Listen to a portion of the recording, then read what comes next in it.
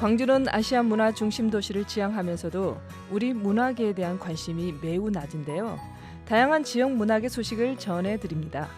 우리 지역 예술가들의 일상과 작품의 뒷이야기 등 다양한 이야기가 있는 문화예술계 쓴소리와 단소리, 이당금의 문화마실.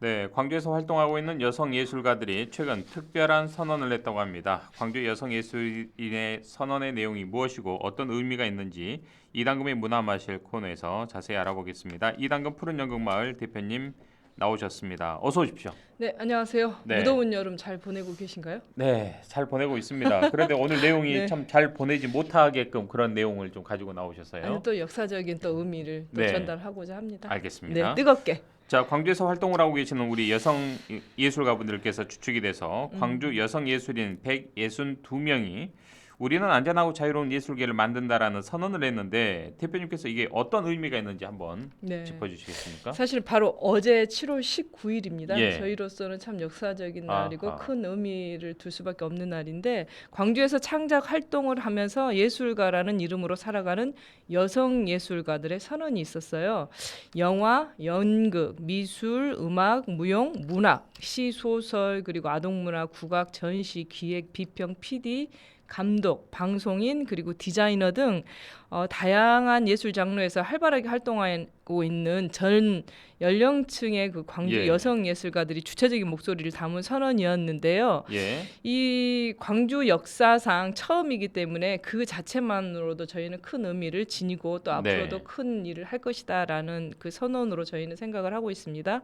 이제 이거를 교두보로 광주 여성 예술인들이 창작할 그 환경의 변화, 그리고 새로운 예술 생태계를 조성해서 현재와 미래를 잇는 교두보 역할을 할 것으로 기대한다는 선언입니다. 예. 지금 유튜브 영상에도 우리 대표님이 또 팻말을 들고 있는 영상이 지금 나오고 있고요. 좀 제일 안 보이는데요? 왼쪽에 계신 분 같은데요. 네. 예.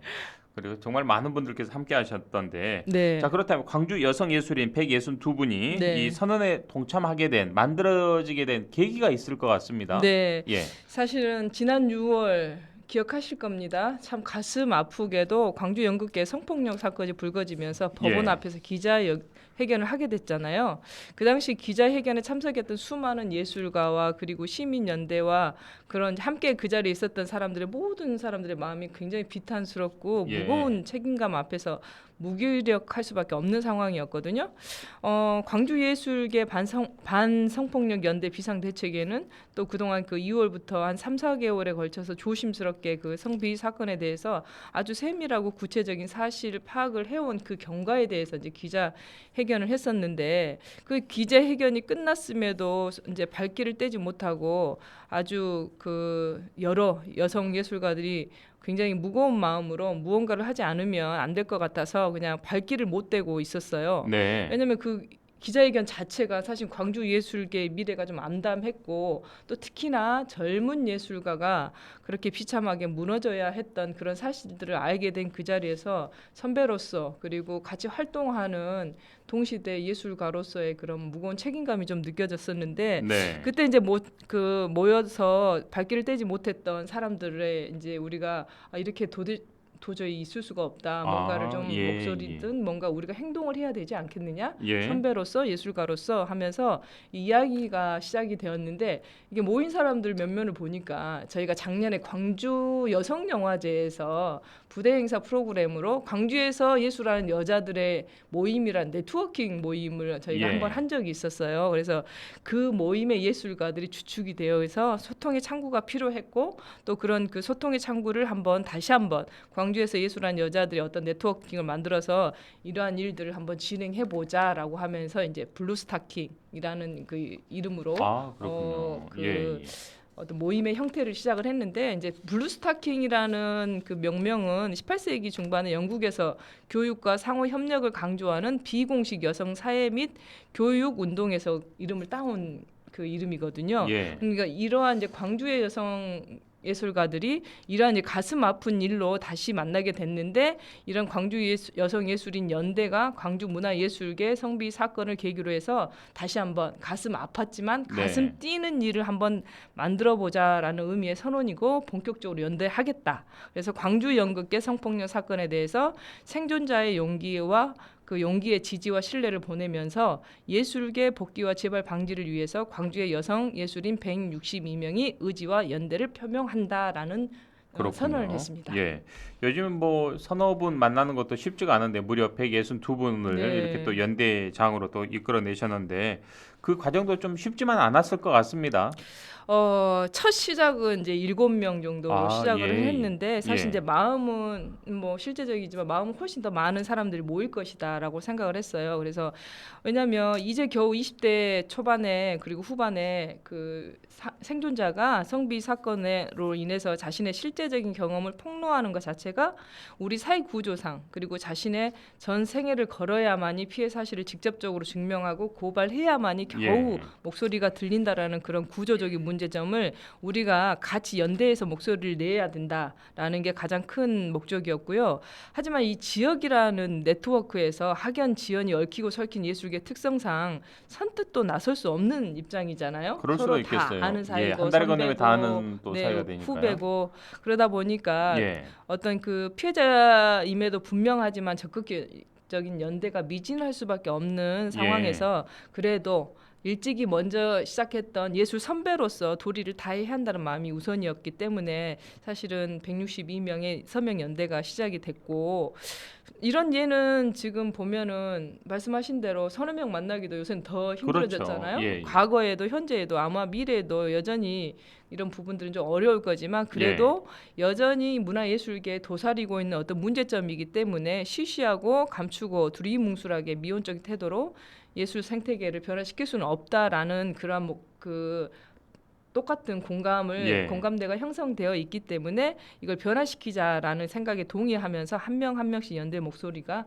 넓어진 것 같아요. 그래서 사건의 전말에 대해서 미처 모르고 있었던 예술가들이 그런 소식을 접하고 또 그러한 상황에 접하면서 어쩌면 나와 같은 또는 앞으로 우리의 후배들이 그런 자리들 또 그런 상황에 처하지 않는 문화예술 생태계를 만들어야 되지 않느냐라는 것들이 서로 이제 손을 내밀면서 162명이 되었습니다. 연대의 끈이 또 그렇게 이제 구심점이 됐는데 네. 우리 광주 여성 예술인들의 연대를 보면 유독 우리 젊은 예술가분들이 꽤 많다고 들었습니다.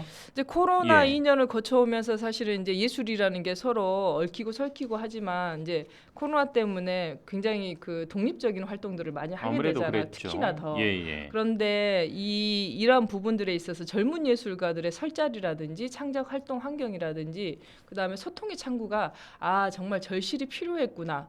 기자회견할 때 보니까는 주변을 둘러보니까 정말 젊은 후배들이 함께 자리하고 있는 거예요. 그리고 그들의 발언이 너무 진실하고 가슴 이렇게 진정으로 다가오는 절실한 발언을 저희가 들으면서 도대체 우리가 뭘 하고 있었지? 내가 지금 하고 있는 작업이 어떤 작업을 위한 것이지? 라고 하면서 그렇게 그 기자회견 자리까지 와준 젊은 후배들의 목소리들이 앞으로는 조금 더 명확하고 뚜렷하게 들릴 수 있는 그런 자리로 그런 문화예술 생태계가 될 수 있으면 좋겠다라는 생각이 들었고, 아마도 이제 예술의 도시, 문화수도 중심 도시 광주지만은 뿌리 깊게 어떤 그 학연 지연 이런 부분들이 눈에 보이지 않는 카르텔이 특히 있죠. 이제 예술 생태계는 그 시장이 굉장히 좁거든요. 그렇죠. 그러다 보니까 사실은 선배님이나 선생님이라든지 또 이런 부분에 대해서 조심해야 되거나 아니면 위계적이거나 수직적인 구조라든지 아니면 경직되어 있는 구조들이 굉장히 여전히 남아 있는 상태이다 보니까 젊은 창작 젊은 예술가들 특히 여성 예술가들의 그런 그 창작 활동 환경들이 굉장히 자유화하지 못하고 불평등한 사례의 그런 상황들에 많이 노출되어 있는 것이 이번 기자회견을 통해서 그리고 이번 연대를 통해서 그리고 이번에 그 발언을 통해서 저희들이 많이 확인을 했고, 또 그러한 확인을 통해서 이 젊은 예술가들의 그 광주에서 활동이 정말로 올바르게 그리고 조금 더 진취적으로 나아갈 수 있는 그런 자리가 좀 만들어 주었으면 좋겠다라는 생각을 했어요. 네. 이제 그 중에 이제 젊은 예술가 발언 중에서 어제 굉장히 인상적인 예. 발언이 있었는데 제가 한번 그러시죠. 읽어드리겠습니다. 예. 나만 잘하면 괜찮을 거라 믿었던 것은 저뿐 아니었습니다. 그러나 그렇게 한다고 해도 제 삶이 나아지지 않는다는 것을 깨달은 이들은 광주를 떠났습니다. 정신 차리고 보니 제 또래 연극인들인 손에 꼽을 만큼 광주에 없었습니다. 이상한 것을 이상하다고 말해줄 사람들은 광주를 떠나거나 침묵해야만 살아남을 수 있었습니다. 때문에 우리는 낡고 오래된 많은 사람을 상처 입힌 규칙을 바꾸지 못했습니다. 저는 광주라는 우물에서 연극을 하고 싶습니다. 연극을 하려면 동료가 필요합니다. 더 이상 제 동료가 여기서는 연극 못하겠다라고 탈출구를 찾아 자신의 안식처이기도 한 광주를 떠나는 것을 지켜볼 수가 없습니다. 저에게는 동료가 필요합니다. 이제 우리는 아무 일 없었다는 듯이 굴 수 없습니다. 빠른 시간 안에 바꿀 수는 없지만 아무것도 안 할 수는 없습니다. 예, 라는 발언을 정말, 하면서 예. 모두가 그 발언을 들으면서 가슴이 뭉클했고 그렇군요. 알겠습니다. 자, 이 같은 좀 우리 예술 분야에 특히 또 나약한 여성 예술인들을 대상으로 한 좀 좋지 않은 일은 좀 발붙이지 못했으면 좋겠습니다. 네. 예, 대표님 오늘 좀 못한 이야기는 다음 시간에 좀 혹여 전하실 말씀 있으면 또 이어서 듣도록 하겠습니다. 지금까지 이당금 푸른 연극마을 대표와 함께했습니다. 고맙습니다. 네, 고맙습니다. 건강하십시오.